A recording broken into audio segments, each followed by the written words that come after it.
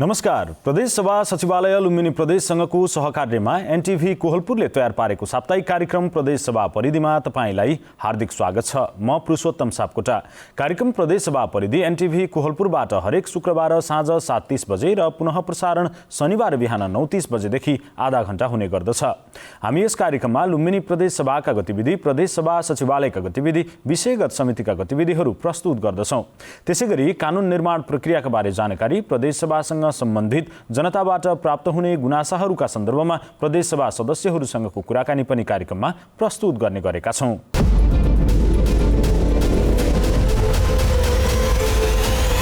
आजको अङ्कमा हामी स्थायी राजधानीको प्रसङ्ग, नयाँ संसद भवनमा नवनिर्वाचित प्रदेश सभा सदस्यहरूलाई स्वागतका लागि गरिएको तयारी, संसदीय समिति र प्रदेश सभा सदस्यहरूको अनुभवबारे सामग्री प्रस्तुत गर्दैछौँ।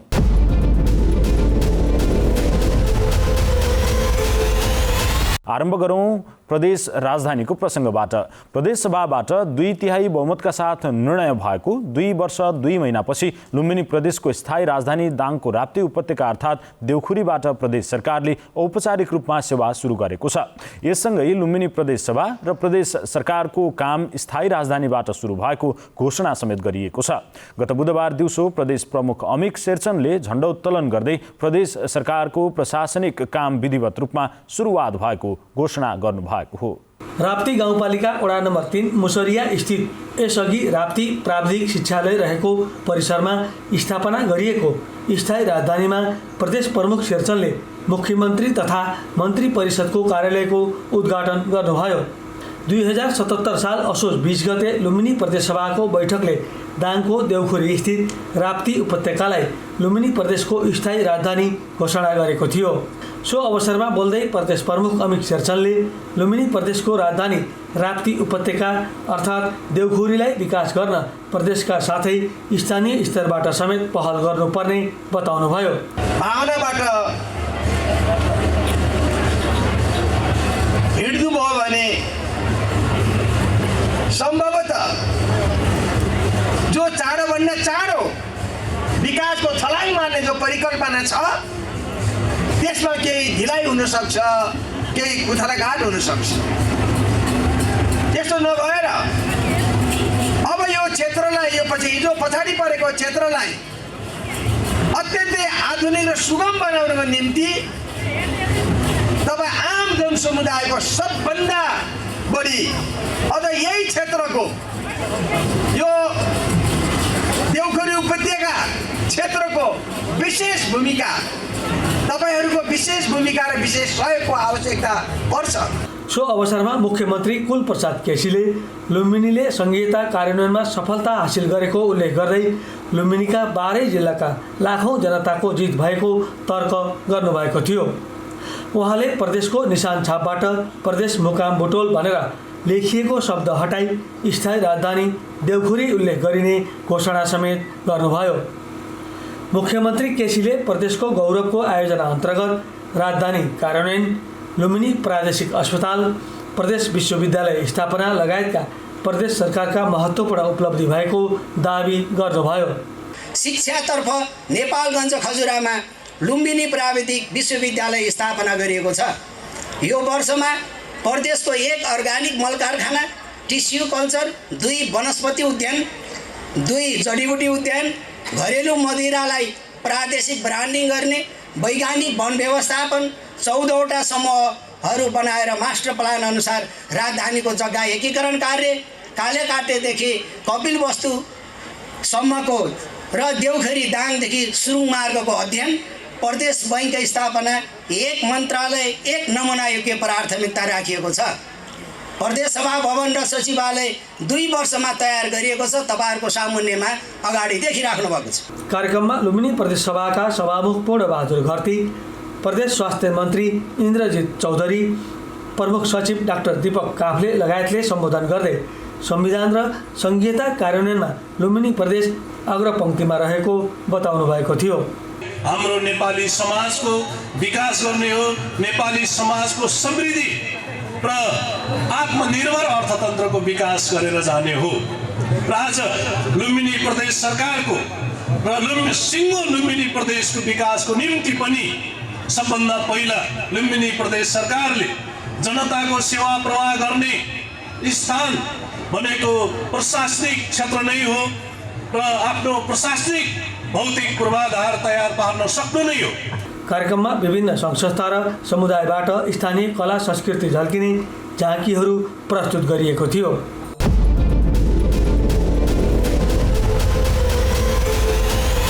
लुम्बिनी प्रदेशको स्थायी राजधानीको कार्यान्वयन प्रक्रिया सुरु भएसँगै आगामी प्रदेश सभाका लागि आवश्यक तयारी पनि अन्तिम चरणमा पुगेको छ। प्रदेश सभाको आगामी कार्यकालका लागि स्थायी राजधानी दाङको देउखुरीमा निर्माणाधीन भवन अन्तिम चरणमा पुगेको प्रदेश सभा सचिवालयले जनाएको छ। नवनिर्वाचित प्रदेश सभाका सदस्यहरूको शपथ ग्रहण र पहिलो बैठकका लागि निर्धारित समयमै नवनिर्मित भवनको काम सम्पन्न हुने प्रदेश सभा सचिव दुर्लभ कुमार पुन मगरले बताउनु भएको छ। संसदको तयारी चाहिँ अब पहिला चाहिँ शपथ ग्रहण यतै गर्ने भनेर हामीले शपथ ग्रहणको लागि हल तयार गर्दैछौँ। त्यसको लाइटिङको व्यवस्था भइसकेको छ र अब त्यसको कार्पेट ओछ्याउने र फर्निचर भर्ने काम चाहिँ बाँकी छ। त्यो हाम्रो सबै बाहिर तयारी छ, त्यहाँ लगाएर फिक्स गर्नु मात्रै हो। त्यसबाहेक अर्को सभा भवनकै लागि चाहिने जुन माइक्रोफोन लगायतका अरू प्राविधिक तयारी हो त्यो हामीले हाम्रै के अरे जनशक्तिले 7 दिनभित्रमा तयार गर्न सक्ने भन्ने रिपोर्ट भएको हुनाले यो सबै मिलाउँदाखेरि 10 दिनसम्ममा हामीले तयार गर्न सक्छौँ भन्ने। भवनको आन्तरिक पक्षसँग सम्बन्धित सबै ठोस प्रकृतिका निर्माण कार्यहरू सकिएको र प्रवेशद्वार पर्खाल लगायतका बाहिरपट्टिको केही काम मात्र बाँकी रहेको सचिव पुन मगरले बताउनुभयो। हाल फर्निचर, विद्युत, पानी, साउन्ड सिस्टम, टाइल, मार्बल लगायतको काम पनि अन्तिम चरणमा पुगेको र आगामी 15 गतेसम्म प्रदेश सभा भवन पूर्ण रूपमा तयार हुने उहाँले बताउनुभयो। प्रदेश सभाका नयाँ सदस्यहरूलाई स्वागत गर्न आफूहरू तम तयार अवस्थामा रहेको जानकारी गराउँदै सचिव पुनले सचिवालय भवनको काम पनि अन्तिम चरणमा पुगेको बताउनुभयो। प्रदेश प्रमुखले आह्वान गरिसकेपछि हाम्रो शपथ ग्रहणको कार्यक्रम हुन्छ र त्यो शपथ ग्रहण कार्यक्रमपछि बैठक हुन्छ र यसको तयारी चाहिँ अब हिजो मुख्यमन्त्री तथा मन्त्री परिषद कार्यालय प्रदेशको स्थायी राजधानीमा उद्घाटन भएको र त्यतैबाट सबै प्रक्रिया अगाडि बढ्ने भएपछि अब अधिवेशन आह्वान हुँदाखेरि त्यो समय र स्थान तोक्ने कार्य पनि हुन्छ र त्यो अनुसार अब राप्ती उपत्यका देउखुरी स्थित नयाँ सभा हलमा नै यो प्रदेश सभाको पहिलो बैठक आह्वान हुने सम्भावना धेरै देखियो र सोही अनुसार हामीले नयाँ नवनिर्मित प्रदेश सभा भवनमा आन्तरिक सजावट लगायतका बाँकी कामहरूलाई तीव्र रूपमा अगाडि बढाइरहेका छौँ। साथै सचिव पुन मगरले प्रदेश सभाको बैठक आह्वान र शपथ ग्रहणका लागि निर्वाचन आयोगले प्रदेश प्रमुख समक्ष प्रतिवेदन बुझाएपछि मात्र यसको संवैधानिक कानुनी प्रक्रिया सुरु हुने बताउनुभयो।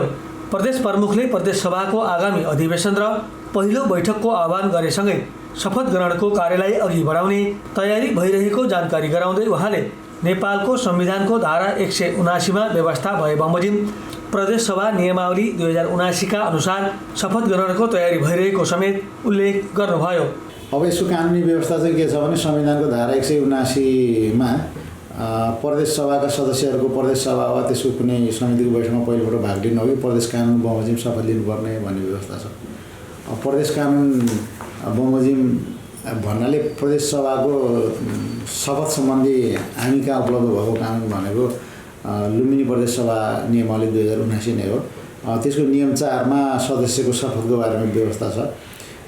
त्यसमा भएको व्यवस्था अनुसार प्रदेश सभाको पहिलो अधिवेशन आह्वान भए पश्चात प्रदेश सभाको बैठक बस्नु अघि प्रदेश सभामा निर्वाचित भई आउने सदस्यले अनुसूची 1 को ढाँचामा प्रदेश प्रमुख समक्ष पद तथा गोपनीयताको शपथ ग्रहण गर्नुपर्छ भन्ने व्यवस्था छ। यसको अर्थ के हो भने पहिला अधिवेशन आह्वान हुनु पर्यो प्रदेश प्रमुखबाट, त्यो अब आह्वान भइसकेपछि शपथ ग्रहणको प्रक्रिया अगाडि बढ्छ। त्यो शपथ ग्रहणको प्रक्रिया भनेको हाम्रो बैठक बस्ने तय भएको मितिभन्दा अगाडि सक्नुपर्छ। प्रदेश सभा नियमावली अनुसार यसपटक सबै प्रदेश सभाका सदस्यहरूलाई एकै पटकमा प्रदेश प्रमुखबाट शपथ ग्रहण गराउने प्रावधान रहेको उल्लेख गर्दै उहाँले यसअघि प्रदेश प्रमुखले ज्येष्ठ सदस्यलाई शपथ ग्रहण गराउने र ज्येष्ठ सदस्यले अन्य सदस्यहरूलाई शपथ ग्रहण गराउने व्यवस्था रहेकोमा सो प्रावधान नयाँ प्रदेशसभा नियमावलीमा हटाइएको समेत जानकारी गराउनुभयो।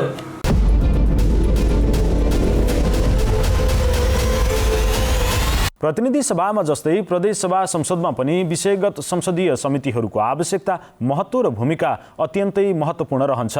प्रदेश सभाका विषयगत संसदीय समितिको प्रभावकारी काममा नै समग्र प्रदेशको उद्देश्य प्राप्ति र प्रदेश सभाको सफलता निर्भर हुने गर्दछ। प्रदेश सभाको संसदले प्रयोग गर्ने सबै अधिकार र काम विषयगत संसदीय समितिले पनि प्रयोग गर्ने भएकाले यसलाई मिनी संसद पनि भन्ने गरिन्छ। प्रदेश सभाका विषयगत संसदीय समितिको प्रभावकारी कामले नै समग्र संसदको उद्देश्य प्राप्ति र प्रदेश सभाको सफलतामा निर्भर हुने गर्दछ।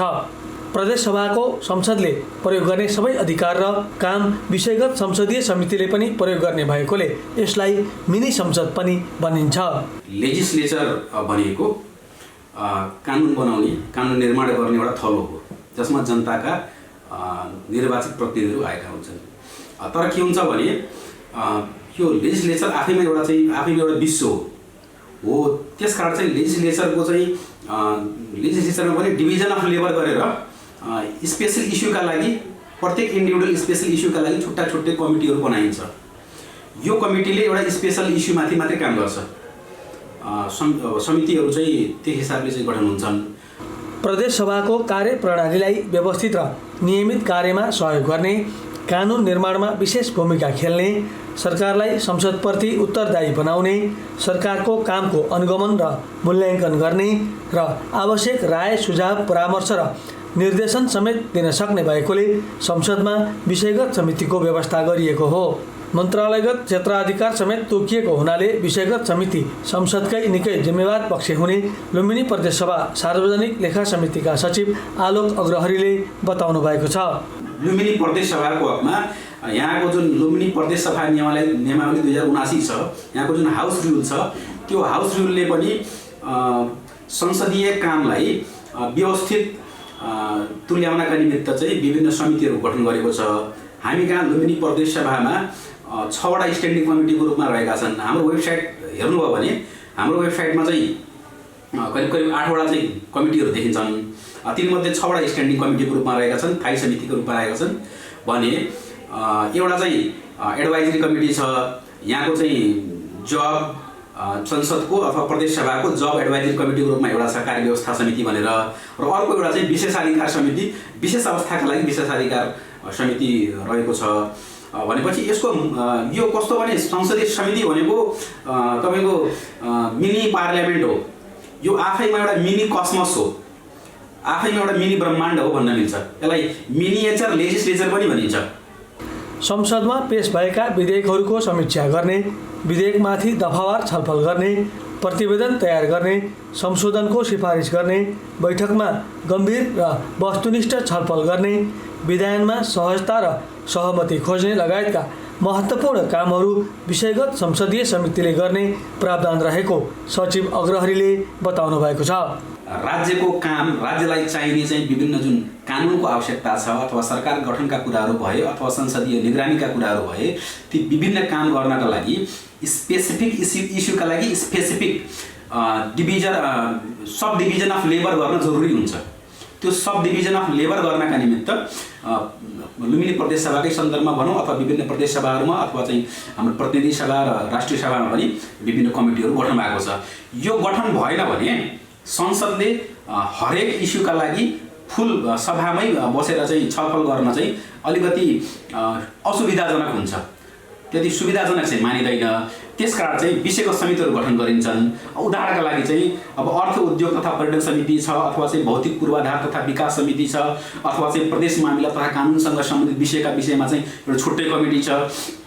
त्यसमा के हुन्छ, मानव प्रदेश मामिला तथा कानुन समिति छ भने अब त्यो समितिमा त्यो क्षेत्रमा पूर्व चाहिँ न्यायविदहरू अथवा चाहिँ अधिवक्ताहरू हुन सक्नुहुन्छ, अथवा सेवानिवृत्त चाहिँ जजहरू हुन सक्नु, न्यायाधीशहरू हुन सक्नुभयो, अथवा त्यही क्षेत्रमा लामो समयसम्म चाहिँ एडभोकेसी गरेका मान्छेहरू चाहिँ रहनुहुन्छ र उहाँहरूको एक्सपर्टिजमा आफ्नो कमिटीमा देखाउनुहुन्छ। विषयगत संसदीय समितिले आवश्यकता अनुसार विशेषज्ञ, सरकारवाला र अन्य आवश्यक व्यक्ति वा संस्थालाई आमन्त्रण गरी छलफल र परामर्श गर्न सक्ने समेत व्यवस्था रहेको उहाँले बताउनुभयो।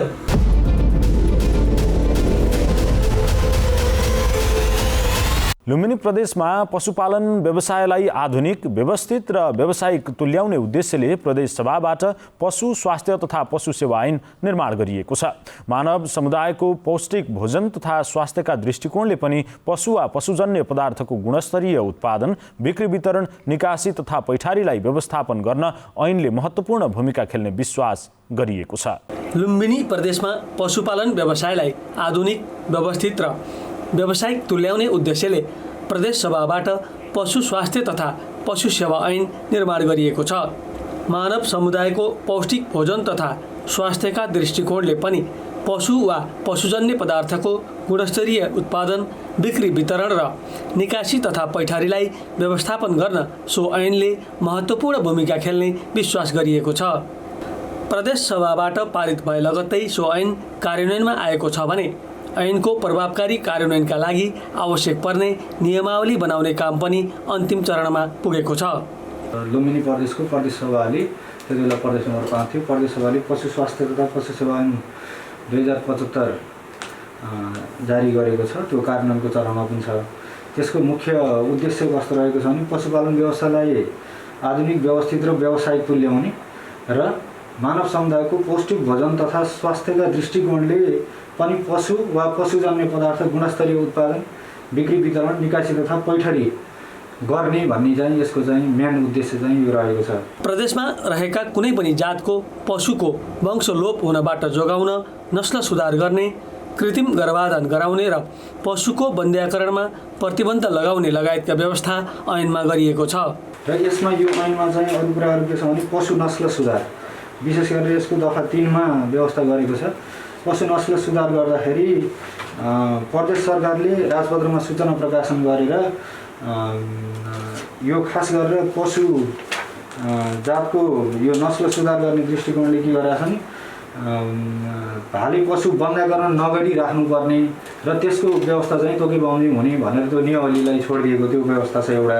ऐनले घरपालुवा र वन्यजन्तु लगायत सबै प्रकारका पशुहरूको संरक्षण र विकासमा जोड दिएको छ। प्रारम्भिक वातावरणीय परीक्षण IEE गरेर मात्र पशुजन्य उद्योग स्थापना गर्ने, नियामक निकायबाट अनुमति लिएर मात्र उत्पादन तथा बिक्री वितरण गर्ने, सरकारवाला निकायबाट सिफारिस लिएर मात्र निकासी तथा पैठारी गर्ने लगायतका व्यवस्था ऐनमा गरिएको छ। अनि चाहिँ यो यही पशु सम्बन्धी अब माछाहरू, चल्लाहरू, अन्डाहरूको उहरू चाहिँ उद्योग स्थापना गर्न सक्ने व्यवस्था छ, त्यो कुरा छन्। अनि निकासी पैठारीका कुरा, अनुमति पत्र लिनुपर्ने कुरा, अनि विशेष गरेर यो ऐनमा चाहिँ अझै चाहिँ यो महामारी रोग जस्तो पशुमा आउने महामारी रोगलाई प्रदेशले कसरी त्यसलाई चाहिँ नियन्त्रण गर्ने, के कस्तो गर्नुपर्छ भन्ने कुरा चाहिँ ऐनमा कसरी गरेका छन्। प्रदेश स्तरीय पशुपन्छी रोगको महामारी नियन्त्रण समिति गठन गर्न सक्ने र स्थानीय स्तरमा पनि पशुपन्छी रोगको महामारी नियन्त्रण स्थानीय समिति गठन गर्न सक्ने व्यवस्था गरेको छ। यो स्थानीय स्तरमा समूह वा समिति गठन गरी स्थानीय जातका पशु तथा घाँसे बालीको संरक्षण र पशुचरण तथा खर्क विकासका लागि समेत ऐनमा विशेष व्यवस्था गरिएको छ। ऐन उल्लङ्घन गर्नेलाई 25 देखि 50,000 सम्म रकम जरिवाना गर्ने व्यवस्था पनि ऐनमा उल्लेख गरिएको छ। पशुहरू पालनमा चाहिँ चरण खर्क चाहिँ कसरी त्यसलाई चाहिँ कसरी व्यवस्थित गर्ने भन्ने हिसाबले गरेको छ। त्यसपछि औषधि पसलको नियमन, जस्तो चाहिँ पशुहरूलाई पशुपन्छीहरूको रोगको रोकथाम उपचारको लागि चाहिँ औषधि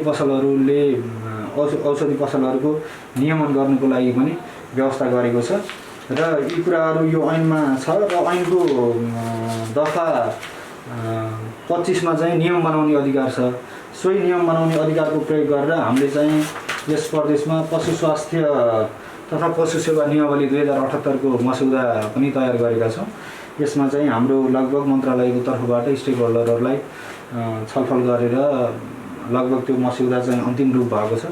हामीले आन्तरिक मामिला तथा कानुन मन्त्रालय र आर्थिक मामिला तथा योजना मन्त्रालयको सहमति लिई प्रदेश सरकारबाट स्वीकृतिको लागि पठाउनलाई हामीले तयारी गरेका छौँ। पशुप्रति निर्दयी व्यवहार गर्न रोक लगाउने, पशु ढुवानीका लागि मापदण्ड तयार गरी कार्यान्वयन गर्ने लगायतका व्यवस्था पनि ऐनमा राखिएको छ। संक्रामक रोग लागेको पशु वा पशुजन्य पदार्थ निकासी पैठारीबाट कसैलाई हानि नोक्सानी पुर्याएमा जाँचबुझ समितिको प्रतिवेदनका आधारमा पीडितलाई क्षतिपूर्ति दिनुपर्ने व्यवस्था ऐनमा मिलाइएको छ। यहाँ चाहिँ ठ्याक्कै ऐनमा कस्तो भनेको छ भने यो महामारीका कुराहरू जुन अनुगमनका कुरामा विशेष गरेर महामारीमा पनि प्रदेश सरकारले कार्यविधि निर्देशिका मापदण्ड तयार गर्ने महामारी रोग नियन्त्रणको लागि भन्ने व्यवस्था छ, त्यो बनिसकेको अवस्था छैन। हामीले त्यसलाई पनि सकेसम्म नियावलीमै एड्रेस गर्ने प्रयास गर्छौँ। अनि चाहिँ अरू हरेक कुरा चाहिँ हाम्रो यहाँ धेरैजसो कुराहरू कस्तो छ भने त्यही नियावलीबाट अथवा चाहिँ कार्यविधि निर्देशिका बनाएर अगाडि बढ्नुपर्ने व्यवस्था भएको हुँदा यसलाई चाहिँ हामीले नियावली पछि मात्रै पूर्ण रूपमा कार्यान्वयन गर्न सक्ने अवस्था छ।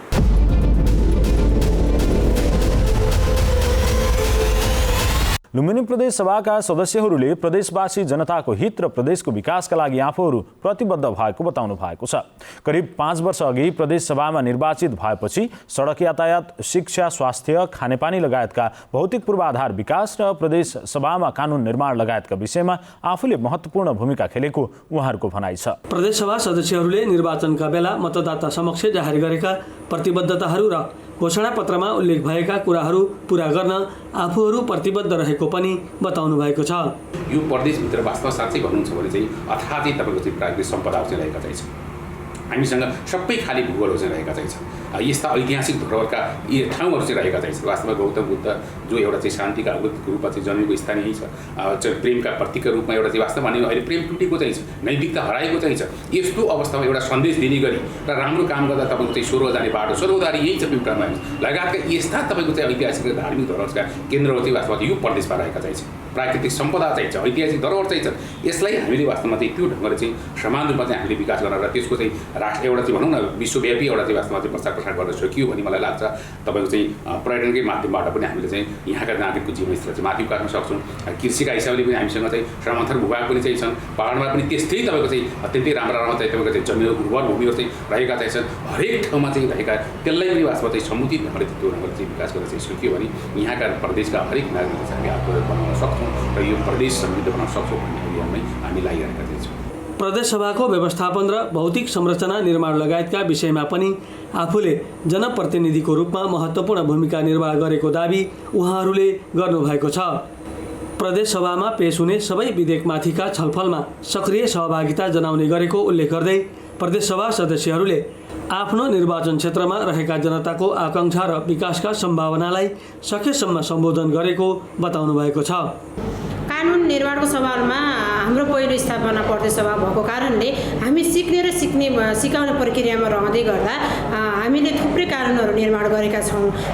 प्रदेशको कस्तो हुँदो रहेछ भने प्रदेशको कानुनलाई व्यवहारमा लाने सवालमा अथवा सङ्घीय कानुनहरू बजारमा पाइन्छ किनभने प्रदेश सभाको त्यो अझैसम्म बजारमा जान सकेको छैन, बजारमा वितरण गर्न सके। जस्तै पुस्तकालयमा हामीले भेट्नुभयो, तर हाम्रो प्रदेश सभामा निर्माण गरेका कानुनहरू हामी प्रदेश सभामा पढ्न पाउँछौँ।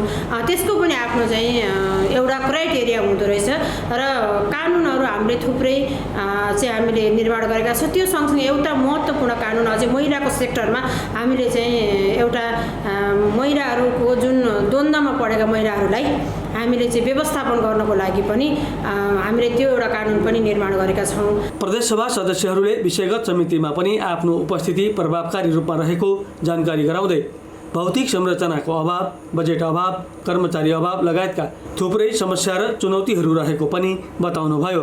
प्रदेश सभामा आइसकेपछि पहिलो वर्ष चाहिँ कुनै चाहिँ खर्च हुन सकेन, नीति कानुनहरू नबनेको हुनाले, र दोस्रो वर्षदेखि न्यून तरिकाको चाहिँ विकासको गतिहरू बढ्यो र समग्रमा भन्नुपर्दाखेरि प्रदेश सरकार आइसकेपछि चाहिँ विकासका क्रमहरू अगाडि बढे।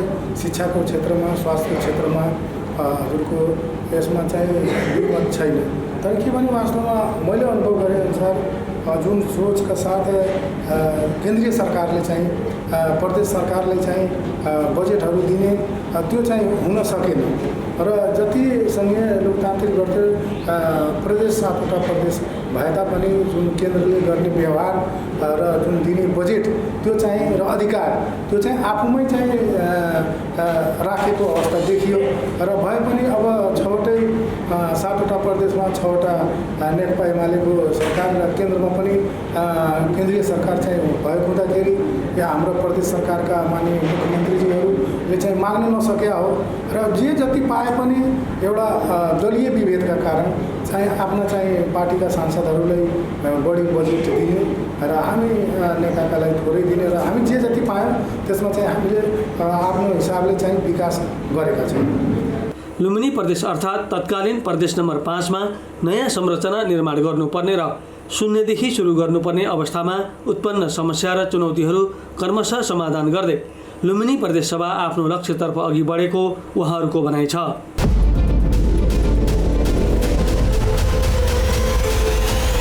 यी विविध सामग्रीसँगै प्रदेशसभा सचिवालय लुम्बिनी प्रदेशसँगको सहकार्यमा एनटिभी कोहलपुरले तयार पारेको साप्ताहिक कार्यक्रम प्रदेशसभा परिधि यति नै। प्रदेशसभासँग सम्बन्धित गुनासाहरू, कानुन निर्माणबारेको कौतूहलता र समग्र कार्यक्रमबारे तपाईँका केही सल्लाह सुझाव भए प्रदेशसभा परिधि @gmail.com अथवा फेसबुक लाइभ भइरहेको पेजमा म्यासेज छोड्न सक्नुहुनेछ। आगामी अङ्कमा हामी ती कौतूहलता मेटाउने प्रयास गर्नेछौँ। अर्को साता फेरि भेटौँला। हामी सबैलाई बिदा दिनुहोस्। नमस्कार।